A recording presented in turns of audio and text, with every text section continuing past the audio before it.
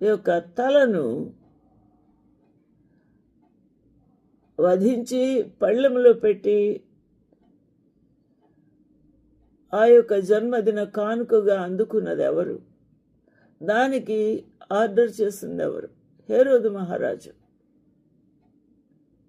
రోమా ప్రభుత్వం.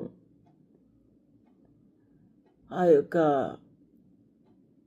తీరని దాహము, రక్తము కార్చుటయందు ఆసక్తి కలిగిన ప్రభుత్వము, ప్రజలు.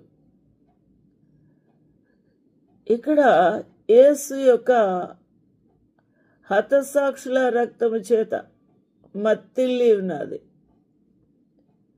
యేసు క్రీస్తు ప్రభు కొరకు సాక్షులుగా బ్రతికిన వారు, ప్రవక్తలు దేవుని యొక్క ప్రత్యక్షతను బయలుపరిచిన వారు, యేసు క్రీస్తు ప్రభు యొక్క ప్రియమైన శిష్యులు. యేసు ప్రభు ఆయన కూడా రక్తమును బలాత్కారంగానే ఆ ప్రభువును సిలువ వేస్తున్నారు.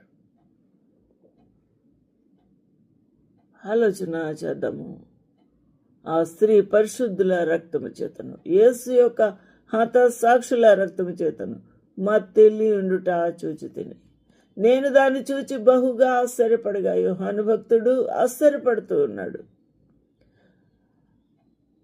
12 మంది అపోస్తలులు, 12 మంది అపోస్తలుల ముందు వెనకాల చుట్టూ ఆ యొక్క తొలి దినాల్లో ఎంతమంది హతులు అయిపోయి ఉంటున్నారు. మనము చరిత్ర పుటల్లోకి వెళ్ళినప్పుడు రక్తం మడుగులతో నింపబడింది. ఎన్నో మిలియన్స్ ఆఫ్ యూదులను హిట్లర్ ప్రభుత్వము వధ చేసింది, కోసింది. రక్తం మడుగులు ప్రవహించే యెరూషలేం వీధులు. యేసు యొక్క హతసాక్షుల రక్తము చేతను మత్తిల్లి ఉండుట చూచి తిని. అపవాది తంత్రము బలత్కారము చేయించుట, నరహత్య, దోపిడి, అబద్ధము, మోసము వాడు చేయించు కార్యములు. కాబట్టి సత్యమును అడ్డుకునేవాడు, పరిశుద్ధతను అడ్డుకునేవాడు, పరిశుద్ధుల కార్యములను అడ్డుకునేవాడు అపవాది.